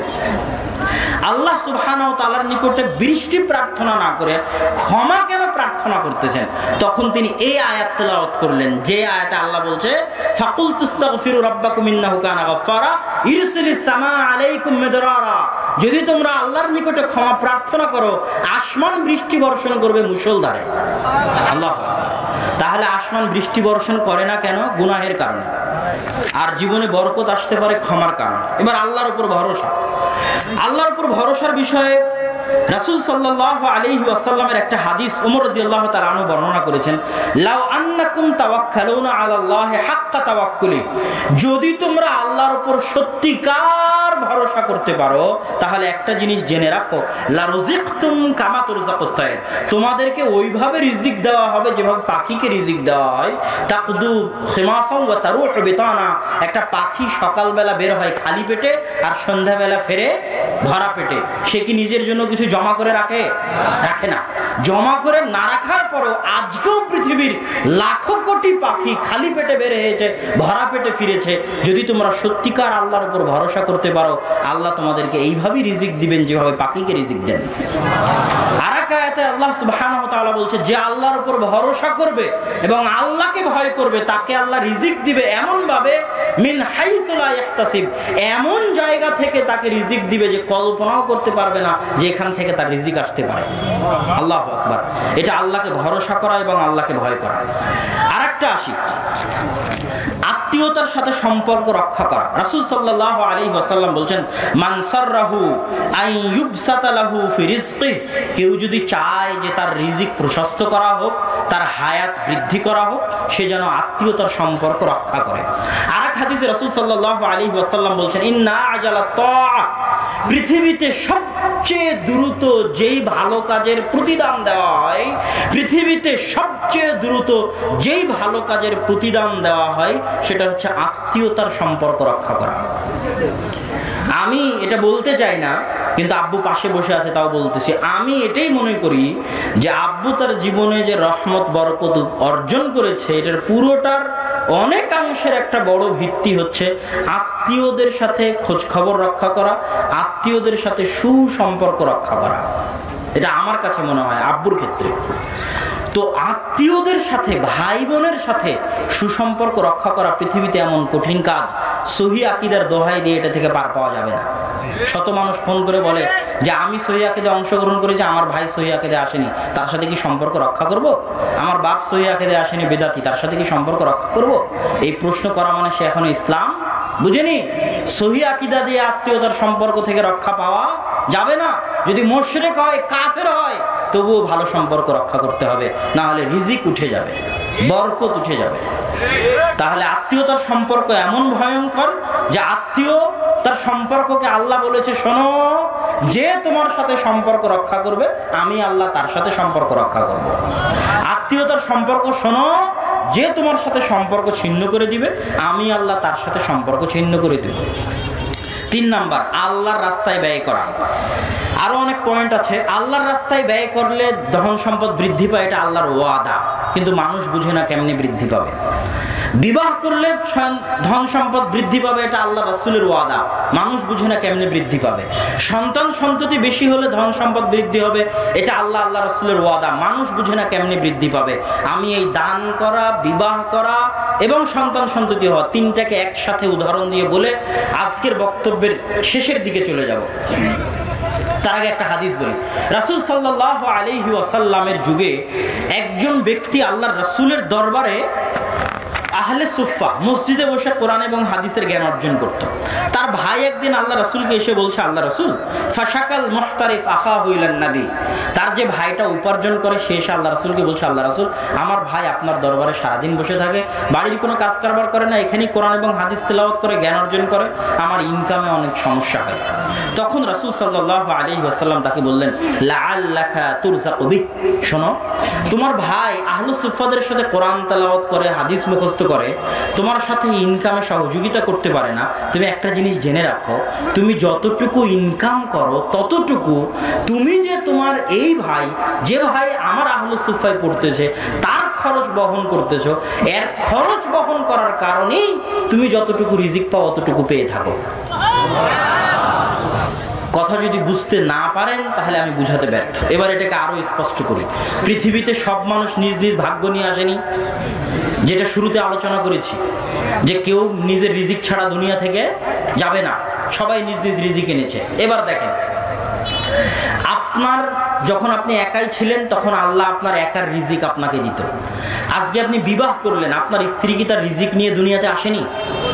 বিবাহ করে আপনি তাকে ঘরে নিয়ে আসলেন, এখন ওর রিজিক আল্লাহ কার মাধ্যমে আপনার কাছে পৌঁছাবে? আপনার মাধ্যমে পৌঁছাবে। কেন? ওর রিজিক তো আল্লাহকে দিতে হবে, এটা তো আল্লাহর দায়িত্ব। ও তো ঘরে বসে আছে, ও তো চাকরি করতে যায় না। শত শত স্ত্রী, হাজারো লাখো স্ত্রী আছে যারা যায় না কি করতে? চাকরি করতে যায় না, বাড়িতে কাজ করতেছে, সন্তান সন্ততি লালন পালন করতেছে। সে কি রিজিক নিয়ে আসেনি? তার রিজিক আল্লাহ কার হাত দিয়ে দিবে? আপনার হাত দিয়ে দিবে। আজকে একটা সন্তান হলো, সে কি রিজিক নিয়ে আসেনি? ওই সন্তানের ভাগ্যে যদি গোস্ত খাওয়া লেখা থাকে, তো ওই গোস্ত খাওয়ার টাকা আল্লাহ কার হাত দিয়ে দিবে? আপনার হাত দিয়ে দিবে। ওর ভাগ্যে যদি ভালো পোশাক আশাক লেখা থাকে, তো ওই ভালো পোশাক আশাকের টাকা আল্লাহ কার হাত দিয়ে দিবে? আপনার হাত দিয়ে দিবে। তাহলে আগে যখন আপনি একাই ছিলেন তখন আপনার একার রিজিক আপনার কাছে আসতো। স্ত্রী আসলো, স্ত্রীর রিজিক যোগ হলো, স্ত্রীর রিজিক আপনার কাছে আসে। সন্তান যোগ হলো, সন্তানের রিজিক আল্লাহ আপনার কাছে পাঠায়। এবার মাদ্রাসার দুটো এতিম সন্তান, যেটা দানের কথা আসলো, ওই দুটো এতিমের কি রিজিক নাই? রিজিক আছে। ওই দুটো এতিমের রিজিকের দায়িত্ব যদি আপনি বহন করেন, তো ওই দুটো এতিমের রিজিকের টাকা আল্লাহ কার হাত দিয়ে দিবে? আপনার হাত দিয়ে দিবে। এটা কার দায়িত্ব? আল্লাহর দায়িত্ব। আপনি পৃথিবীর যত মানুষের রিজিকের দায়িত্ব উঠাবেন, তত মানুষের রিজিকের ব্যবস্থা আল্লাহ আপনার হাত দিয়ে করে দিবে। যত মানুষের, কেননা আসল রিজিক দাতাকে আপনি না উঠালেও কি ওদের ভাত হতো না? কে দিত? আপনি উঠিয়ে দেখেন, আল্লাহ আপনার মাধ্যম দিয়ে দিবে। এটাই হলো দান করা, বিবাহ করা, সন্তান সন্ততি বেশি হওয়ার ফল। লা তাকতুলু আওলাদাকুম খাশিয়াতা ইমলাক নাহনু নারযুকুকুম ওয়া ইয়াহুম। হে মানুষ, তোরা দারিদ্রতার ভয়ে সন্তান হত্যা করিস না, কেননা এখন পর্যন্ত তুই তোর নিজের রিজিকের মালিক হতে পারিসনি। এখন পর্যন্ত তোর রিজিকের দায়িত্ব আমি আল্লাহ আমার উপরে, তোকে খাওয়াই আমি, তোর সন্তান হলে তাকেও খাওয়াবো আমি। পৃথিবী চালায় আল্লাহ, কিভাবে চালাতে হবে এটা কে ভালো বোঝেন? আল্লাহ ভালো বোঝেন। অতএব সন্তান কম নিবেন রিজিকের ভয়ে, মানে আপনি আল্লাহকে এখনো চিনেন না। কি করতে পারেননি? চিনতে পারেননি। আপনি যদি মনে করেন সন্তান নিলে খাওয়াবো কি পড়াবো কি, মানে আপনি কাকে অপমান করছেন জানেন? আল্লাহর দয়াকে, আল্লাহর রহমতকে, আল্লাহর রিজিক দিতে পারার ক্ষমতাকে, আল্লাহর এই ওয়াদাকে, জামা মিন দাব্বাতিন ফিল আরদি ইল্লা আলাল্লাহি রিজকুহা। জমিনে এমন কোন পশু প্রাণী, মানুষ, জিন জন্তু বসবাস করে না যাদের রিজিকের দায়িত্ব কে পালন করে না? আল্লাহ। আপনি যখনই টাকার ভয়ে সন্তান কম নিবেন, তখনই আপনি আল্লাহর এই ওয়াদার সাথে ঠাট্টা করছেন। আলোচনা আরো অনেক লম্বা ছিল। রিজিক কমে যায় কি কি কারণে? তার একটা হচ্ছে নেয়ামতের অবমূল্যায়ন করলে, যেটা আব্বুর বহু বক্তব্যে শুনেছেন, যে আপনার স্ত্রী ভাতের দানা পড়ে গেলে যদি না উঠায়, তাহলে ও হচ্ছে হস্তিনী স্ত্রী, যার কারণে বাড়ি থেকে বরকত চলে যাবে। কেননা আল্লাহ নেয়ামতের অবমূল্যায়ন কি করেন না? সহ্য করেন না। নিয়ামতকে মূল্যায়ন করলে আল্লাহ বাড়িয়ে দিবে। তোমরা আমার শুকরিয়া আদায় করো, বাড়িয়ে দিব, এটা আল্লাহর ওয়াদা। নিয়ামতকে মূল্যায়ন করাই হচ্ছে শুকরিয়া আদায় করা। নিয়ামতকে মূল্যায়ন করাই কি আদায় করা বলেন তো? শুকরিয়া আদায় করা। আর নিয়ামতকে অবমূল্যায়ন করাই হচ্ছে কুফরি করা। শুকরিয়া আদায় করবেন, মূল্যায়ন করবেন, আল্লাহ আরো বাড়িয়ে দিবে। দাউদ সুলাইমানকে আল্লাহ ধন সম্পদ যত বাড়িয়ে দিয়েছে, দাউদ সুলাইমান আল্লাহর ইবাদত তত বাড়িয়ে দিয়েছে। কথা বুঝতে পারেননি মনে হয়। আর আপনার ধন সম্পদ আল্লাহ যত বাড়িয়ে দিয়েছে, আপনি তত অহংকারী হয়েছেন, আল্লাহ থেকে তত দূরে সরে গেছেন। আপনার ধন সম্পদে বরকত হবে না, বেশি দিন টিকবে না। এই প্রজন্মে থাকতে পারে, পরের প্রজন্মে ফকির হয়ে যাবে। পরের প্রজন্মে যদি থাকে, তারপরের প্রজন্মে ফকির হয়ে যাবে। হতেই হবে, হতে বাধ্য, টিকবে না যতক্ষণ না আপনি নিয়ামতের মূল্যায়ন করবেন। আর দাউদ সুলাইমানের কাছ থেকে না শিখবেন শুকরিয়া আদায় করা। আল্লাহ যত দিবে তত আল্লাহর সামনে নত হতে হবে, যত দিবে তত আল্লাহর সামনে নত হতে হবে। এটা আল্লাহ খুশি হন। 100 তলা বিল্ডিং বানান, কে মানা করেছে? 100 তলা বিল্ডিং বানানোর পর বলেন হাদা মিন ফাদলি রব্বি, 100 তলা বিল্ডিং আমি বানাতে পারিনি, আল্লাহ বানাতে দিয়েছে। এতেই আল্লাহ খুশি। বুঝতে পারেননি মনে হয়। হালাল পন্থায় 100 কোটি টাকার মালিক হন, কে বলেছে? 100 কোটি টাকার মালিক হওয়ার পরে সিজদা শুকরিয়া আদায় করে বলেন 100 কোটি টাকার মালিক হওয়ার ক্ষমতা আমার ছিল না, আল্লাহই বানিয়েছে। এটাই কিন্তু আল্লাহর পরীক্ষা। আল্লাহ মানুষকে ধনী গরিব কেন বানায়? পরীক্ষা করার জন্য। কেন বানায় বলেন তো? ওই যে বানি ইসরাইলের 3 জন ব্যক্তির ঘটনা মনে আছে? একজন অন্ধ, একজন কুষ্ঠ, একজন ধবল, মাথায় টাক, আর একজনের শরীর ধবল, আর একজন অন্ধ। তাদেরকে আল্লাহ, তারা গরিব ছিল, আল্লাহ তাদেরকে ধনী করে দিল। তো গরিব থাকা অবস্থাতেও তাদের পরীক্ষা। এবার ধনী হওয়ার পরও কি শুরু হয়ে গেল? পরীক্ষা শুরু হয়ে গেল। ফেরেশতা আসলো, এর কাছে চায়, ওর কাছে চায়, 2 জন দিল না, অন্ধ ব্যক্তি দিল। তো তারা কি, ফেরেশতা কি সত্যি ফকির ছিল বলেন তো? ফেরেশতা কিন্তু সত্যি ফকির ছিল না। এই জন্য আব্বু বলে যে রাস্তায় যে ফকিরই আসবে, তার তথ্য যাচাই করার আপনার প্রয়োজন নাই, যে সেই টাকা নিয়ে গিয়ে মদ কিনবে, না জুয়া করবে, না এই টাকা আরেকজন মেরে খাবে। এই তথ্য যাচাইয়ের দরকার হলে ওই অন্ধ ব্যক্তি আগে যাচাই করতে, এই ব্যক্তি ফেরেশতা না আসলেই ফকির। কথা বুঝতে পারেননি মনে হয়। ওই অন্ধ ব্যক্তি যাচাই না করেই তাকে সহযোগিতা করেছে। এটাই আল্লাহর পরীক্ষা। আপনি দিচ্ছেন কিনা এটা আপনার দায়িত্ব, দেওয়ার পরে সে কি করলো ওটা তার দায়িত্ব। কথা মনে হয় বুঝাতে পারি। তো আল্লাহ সুবহানাহু ওয়া তাআলা ধনী অবস্থাতেও আপনাকে পরীক্ষা করবে, গরিব অবস্থাতেও আপনাকে পরীক্ষা করবে। ধনী অবস্থায় আল্লাহর শুকরিয়া আদায় করতে হবে, গরিব অবস্থায় আল্লাহর উপর ভরসা করে ধৈর্য ধারণ করতে হবে, সর্বাবস্থায় আলহামদুলিল্লাহ বলতে পারতে হবে। এই জন্য আল্লাহ শিখিয়ে দিয়েছে ইদা আসাবাতহুম মুসিবা ক্বালু ইন্না লিল্লাহ। মানুষ কিন্তু এই বাক্যের অর্থ বুঝে না। রিজিকের আলোচনা এই জন্য আমার লম্বা হয়, কেন রিজিকের আলোচনা আমি মানুষকে সূক্ষ্ম থেকে সূক্ষ্মভাবে বুঝাতে চাই, বুঝিয়ে উঠাতে চাই যে রিজিক কি, এই জন্য লম্বা হয়ে যায়। ইন্না লিল্লাহ এই বাক্যের অর্থ মানুষ বুঝে না। আপনার সন্তান মারা গেল, আপনি বলছেন ইন্না লিল্লাহ। আপনার গাড়ি অ্যাক্সিডেন্ট হলো, আপনি বলছেন ইন্না লিল্লাহ। আপনার 50,000 টাকা হারিয়ে গেল, আপনি বলছেন ইন্না লিল্লাহ। এর মানে কি? ইন্না লিল্লাহ। আরে ওই সন্তান তো দূরে থাক, ওই 50,000 টাকা তো দূরে থাক, আমি নিজেও আল্লাহর। আমি নিজেও কার? আমি কি নিজে নিজের মালিক না আমি কার? আমার মালিক কে?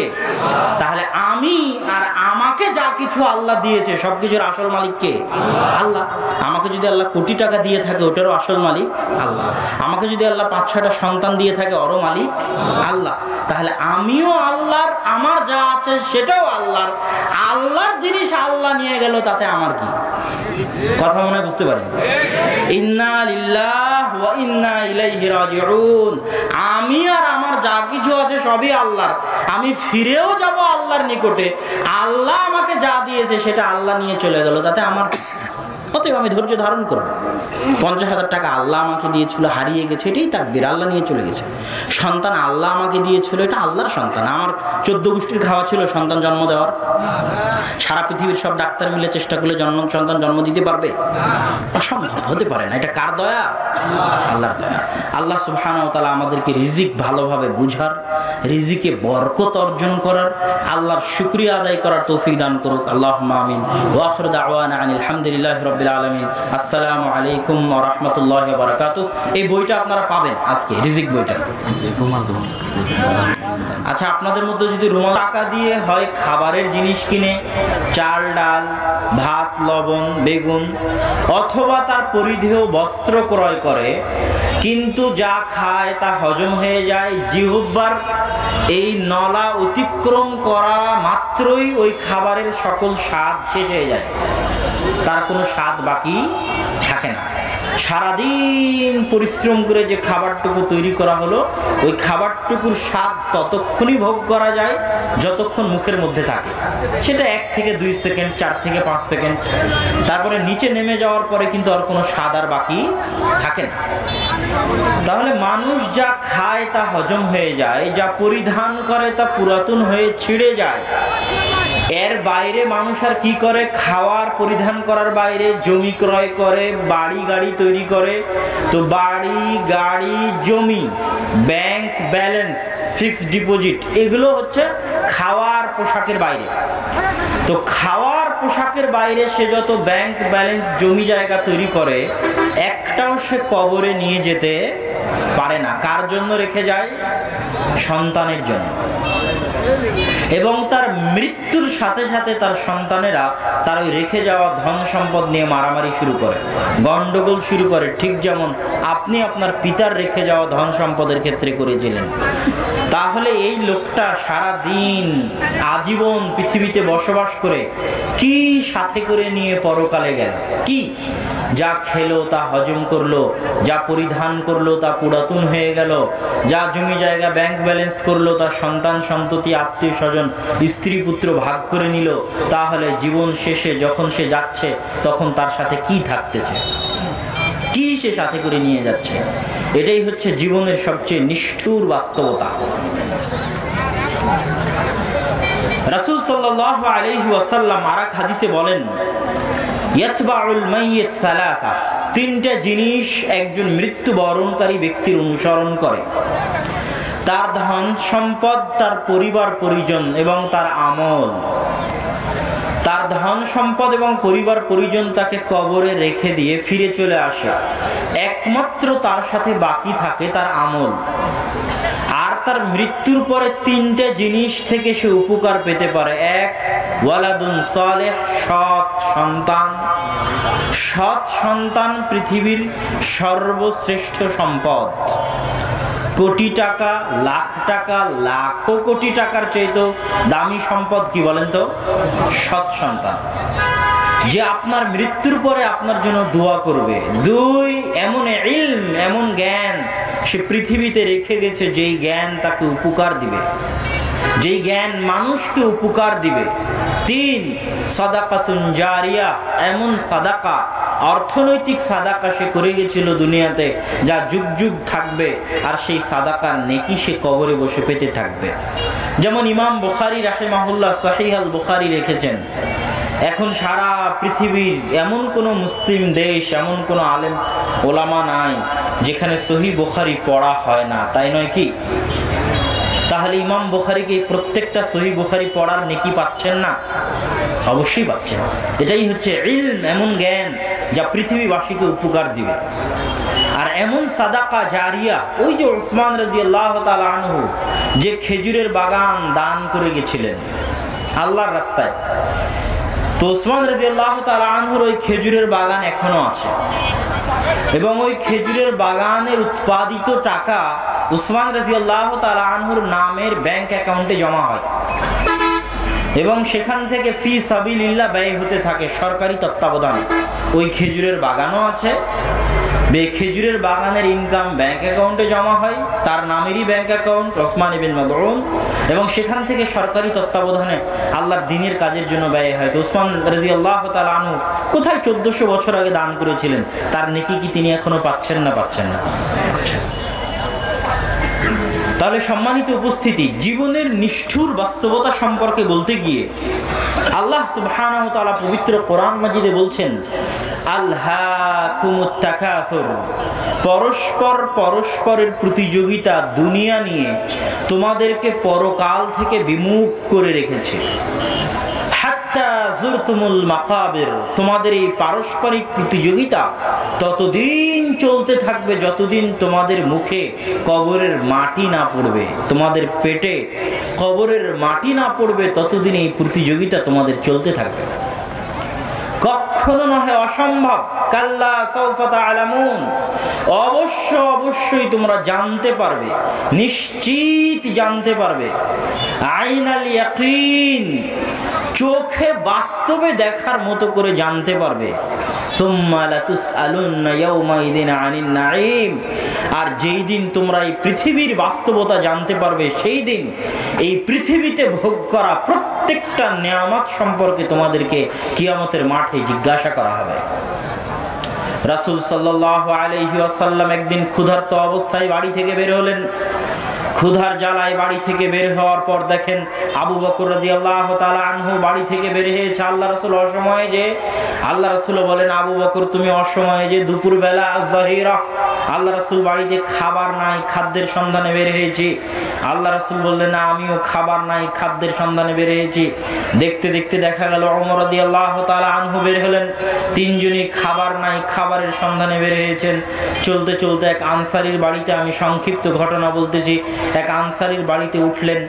আনসারী তাড়াহুড়া করে একটা খাসি বকরি জবাই করলো, রুটি তৈরি করলো, আল্লাহ রাসূলদেরকে খেতে দিল। ওমর আবু বকর রাদিয়াল্লাহু তাআলা আনহুকে খেতে দিল।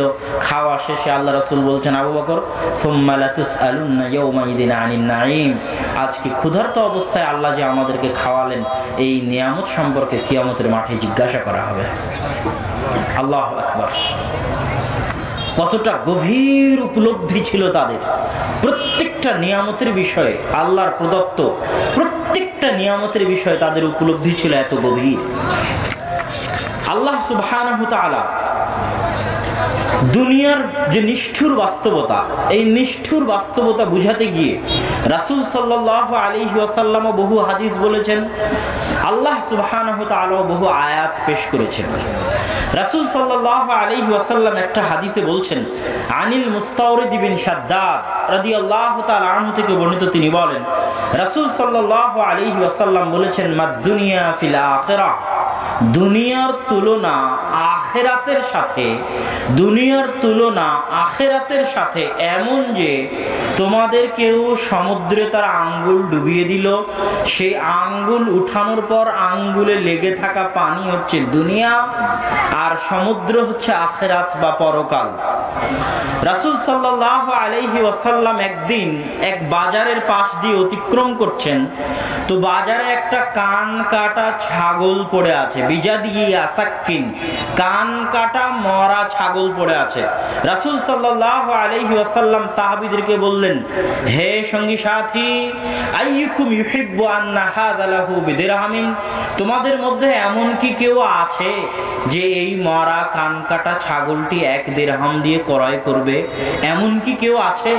তখন তারা বলল, মা নুহিব্বু আন্নাহু লানা বিশাইইন, আল্লাহর রাসূল সাল্লাল্লাহু আলাইহি ওয়াসাল্লাম 1 দিরহাম তো বহু দূরের কথা, কোনো কিছুর বিনিময়ে ফ্রিতে দিলেও আমরা এই মরা কান কাটা ছাগলটি গ্রহণ করব না।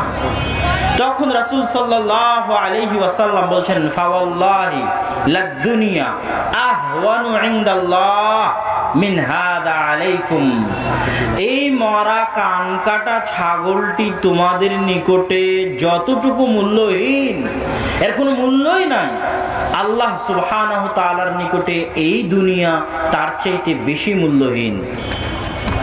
আল্লাহ সুবহানাহু তাআলার নিকটে এই দুনিয়ার কোনো মূল্য নেই। সাহাল বিন সাদ রাদিয়াল্লাহু তাআলা আনহু থেকে বর্ণিত, তিনি বলেন রাসূল সাল্লাল্লাহু আলাইহি ওয়াসাল্লাম বলছেন, লাউ কানাতিদ দুনিয়া তাজিনু ইনদাল্লাহ, যদি দুনিয়ার ওজন, দুনিয়ার মূল্য আল্লাহর নিকটে একটা মাছির ডানার সমান হতো, মা সাকা কাফিরাম মিনহা, একজন কাফেরও 1 ঢোক পানিও দুনিয়াতে পান করতে পারতো না। সারা পৃথিবীর মূল্য কত টাকা হতে পারে মানুষ কি নির্ধারণ করতে পারবে? সাভার বাজারে 1 কাঠা জমির দাম কত হবে? ঢাকা শহরে 1 কাঠা জমির দাম কত হবে? বসুন্ধরায় সেটা কত হবে? গুলশানে গেলে সেটা কত হবে? ধানমন্ডিতে গেলে কত হবে? সেই জমি আবার লন্ডনে গেলে কত হবে? নিউ ইয়র্কে গেলে কত হবে? সিলিকন ভ্যালিতে গেলে কত হবে? হংকং শহরে গেলে কত হবে? চীনের রাজধানীতে গেলে কত হবে? তাহলে সারা পৃথিবীতে যত জমি আছে সব জমির মূল্য কত হবে? এই জমিতে পৃথিবীর শুরু থেকে নিয়ে আজ পর্যন্ত যত ফসল উৎপাদিত হচ্ছে, এখন হচ্ছে, অতীতে হয়েছে, ভবিষ্যতে হবে, তার দাম কত হবে? এই জমির, এই মাটির নিচে লুকিয়ে থাকা স্বর্ণের খনি, তেলের খনি, সব কিছুর খনি, গ্যাসের খনি, সেগুলোর মূল্য কত টাকা হতে পারে?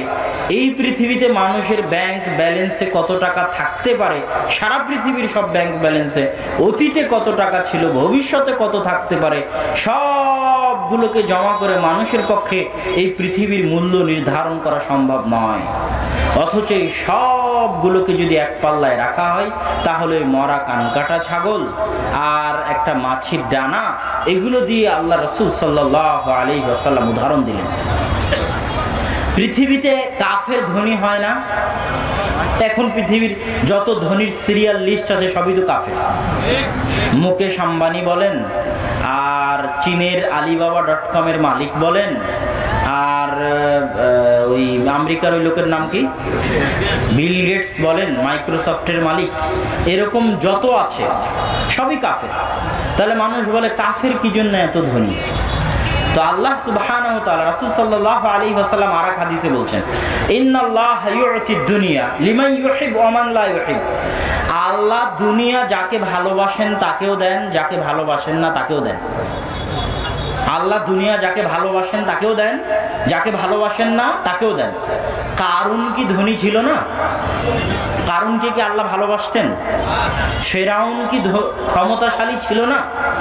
ফেরাউনকে কি আল্লাহ ভালোবাসতেন? তাহলে আল্লাহ ফেরাউন এবং কারুনকে কাফের হওয়ার পরও ধন সম্পদ ক্ষমতা দিয়েছেন।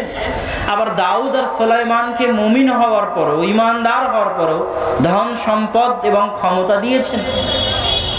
তাহলে ধন সম্পদ ক্ষমতা আল্লাহর ভালোবাসার মানদণ্ড নয়। ইউসুফ আলাইহিস সালাতু ওয়াস সালাম আল্লাহর নিকটে কত ভালোবাসার, তিনি নিজে নবী, তার পিতা ইয়াকুব নবী, তার দাদা ইসহাক নবী, তার পরদাদা ইব্রাহিম আলাইহিস সালাতু ওয়াস সালাম নবী, নবীর ছেলে, নবীর ছেলে, নবীর ছেলে নবী। এত মহান উঁচু বংশের অধিকারী হওয়ার পরেও, নিজে নবী হওয়ার পরেও, নবীর বংশে হওয়ার পরেও, বাপ দাদা পরদাদা নবী হওয়ার পরেও তিনি ভাইদের কর্তৃক কুয়াতে নিক্ষিপ্ত হয়েছেন। আপনি কি আপনার ভাইদের কর্তৃক মেরে ফেলার জন্য কুয়াতে নিক্ষিপ্ত হয়েছিলেন? হননি। তিনি কৃতদাস হিসেবে বাজারে বিক্রি হয়েছেন। আপনি কি কৃতদাস হিসেবে বাজারে বিক্রি হয়েছিলেন? হননি। তিনি মানুষের বাড়িতে গোলাম হিসেবে, চাকর হিসেবে কাজ করেছেন। গোলাম, চাকর। আপনার বাড়ির চাকর আর চাকরানি যেমন ইউসুফ আলাইহিস সালাতু ওয়াস সালাম মানুষের বাড়িতে চাকর, তেমন চাকর হিসেবে তিনি মানুষের বাড়িতে বড় হয়েছেন। আপনি মানুষের বাড়িতে চাকর ছিলেন না। ইউসুফ আলাইহিস সালাতু ওয়াস সালাম বিশাল মিথ্যা অপবাদ মাথায় নিয়েছেন, আপনি মাথায় নেননি।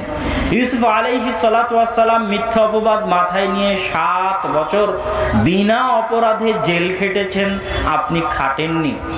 তো আপনি কি এখন বলবেন আল্লাহ ইউসুফ আলাইহিস সালামকে ভালোবাসে না? এটা কি বলার কোনো সুযোগ আছে? আল্লাহ ইউসুফ আলাইহিস সালাতু ওয়াস সালামকে যে ভালোবাসেন তার প্রমাণ হচ্ছে আল্লাহ সুবহানাহু তাআলা তাকে জেনার মতো মহা অপরাধ থেকে বাঁচিয়ে দিয়েছিলেন। আল্লাহু আকবার। এটা হচ্ছে আল্লাহ যে তাকে ভালোবাসেন তার প্রমাণ। তার মানে দুনিয়াবি ধন সম্পদ ক্ষমতা আল্লাহর ভালোবাসার মানদণ্ড নয়, আল্লাহ আপনাকে তার আনুগত্য করার কতটুকু সুযোগ দিচ্ছেন সেটা হচ্ছে আল্লাহর ভালোবাসার মানদণ্ড। আপনার চুরি ডাকাতি, জেনা বাটপার, জুলুম অত্যাচার, সুদ ঘুষ, হালাল হারাম, গান বাজনা, টিভি সিনেমা, অশ্লীলতা, নামাজবিহীনভাবে থাকা, জাকাতবিহীনভাবে থাকা, এগুলোর মধ্যে যদি আপনি ডুবে থাকেন তাহলে বুঝতে হবে এগুলোই আপনার জন্য আল্লাহর পক্ষ থেকে দেওয়া সবচেয়ে বড় শাস্তি। এইগুলো দিয়ে আল্লাহ আপনাকে তার রহমত থেকে দূরে করে দিয়েছে, আল্লাহ আপনাকে তার করুণা থেকে বঞ্চিত করে দিয়েছে, আল্লাহ আপনাকে তার দয়া থেকে বিতাড়িত করে দিয়েছে। আল্লাহর সাথে আপনার কোনো সম্পর্ক নয়, আপনি আল্লাহর দরবার থেকে বিতাড়িত, তার রহমত ও করুণা বঞ্চিত। আপনি এতিম, মিসকিন, ওর চেয়ে বড় এতিম মিসকিন পৃথিবীতে কেউ হতে পারে না যার সম্পর্ক আল্লাহর সাথে নাই। সে সবচেয়ে বড় এতিম, সবচেয়ে বড় মিসকিন। সম্মানিত উপস্থিতি, তাহলে দুনিয়ার এই নিষ্ঠুর বাস্তবতা বুঝাতে গিয়ে আল্লাহ সুবহানাহু ওয়া তাআলা পবিত্র কোরআনে কিছু উদাহরণ পেশ করেছেন যে দুনিয়া কেমন। তার মধ্যে একটা উদাহরণে রাসূল সাল্লাল্লাহু আল্লাহ সুবহানাহু ওয়া তাআলা বলছে যে একটা মানুষ অনেক কষ্ট করে একটা পার্ক তৈরি করলো, একটা অনেক সুন্দর দামি পার্ক তৈরি করলো। তৈরি করার পর খোলার পূর্ব মুহূর্তে সেই পার্কে ভূমিকম্প হয়ে, ধূলিসাৎ হয়ে, ঝড় বৃষ্টি হয়ে ধ্বংস হয়ে গেল। তো এই ধূলিসাৎ হওয়া পার্কটা যেমন, এই দুনিয়ার মূল্য আল্লাহ সুবহানাহু ওয়া তাআলার নিকটে তেমন। এই উদাহরণ আল্লাহ দিয়েছেন সূরা ইউনূসের 24 নম্বর আয়াতে, হাদীদের 20 নম্বর আয়াতে। এই উদাহরণগুলো আল্লাহ সুবহানাহু ওয়া তাআলা পবিত্র কোরআনের আরো বহু জায়গায় দিয়েছেন। একটা ছোট বাচ্চা নদীর ধারে গিয়ে একটা ছোট্ট খেলনা তৈরি করলো, খেলনা তৈরি করে সেটা পা দিয়ে ভেঙে দিল। এই ছোট বাচ্চার নিকটে ওই খেলনার মূল্য যেমন, আল্লাহ সুবহানাহু ওয়া তাআলার নিকটে এই দুনিয়ার মূল্য তার চাইতেও কম। তো এই দুনিয়ার নিষ্ঠুর বাস্তবতা বুঝার পরে আমরা পরের পয়েন্ট বুঝবো, টাকা মানেই কি শান্তি? পরের প্রশ্ন। প্রথম আলোচনা ছিল রিজিক কাকে বলে, তারপরের আলোচনা করলাম দুনিয়ার নিষ্ঠুর বাস্তবতা, দুনিয়ার মূল্য, তারপরের আলোচনা টাকা মানেই কি শান্তি। পৃথিবীতে সুখ এবং শান্তি দুটার মধ্যে পার্থক্য করতে পারতে হবে। সুখ মানে হচ্ছে এসি রুম, সুখ মানে হচ্ছে অনেক উন্নত মানের টাইলস মোজাইক দিয়ে তৈরি করা বিল্ডিং, সুখ মানে হচ্ছে সুইমিং পুল, সুখ মানে হচ্ছে আনন্দ বিনোদনের সকল ব্যবস্থা। সুখ টাকা দিয়ে ক্রয় করা সম্ভব হতে পারে, উপভোগ বিনোদন টাকা দিয়ে ক্রয় করা সম্ভব হতে পারে, কিন্তু মানসিক আত্মিক শান্তি টাকা দিয়ে ক্রয় করা সম্ভব নয়। ইসলাম মানুষকে দুনিয়াতে সুখ দিবে কিনা এর গ্যারান্টি দেয় না, কেননা সুখের ভিত্তি ইসলামে পরকাল, কিন্তু মানসিক শান্তি দিতে পারবে ইসলাম, এবং ইসলামই মানসিক শান্তির একমাত্র চাবিকাঠি। এরকমও হাজারো মানুষ আছে কোটি টাকার মালিক, কিন্তু রাত্রে এসি চালালেও ঘুম হয় না। আছে না? না আছে, আপনার ক্ষেত্রে হতে পারে। আপনার ছেলে মেয়ে আপনার কথা শোনে না, আপনার স্ত্রী কোথায় অন্য কারো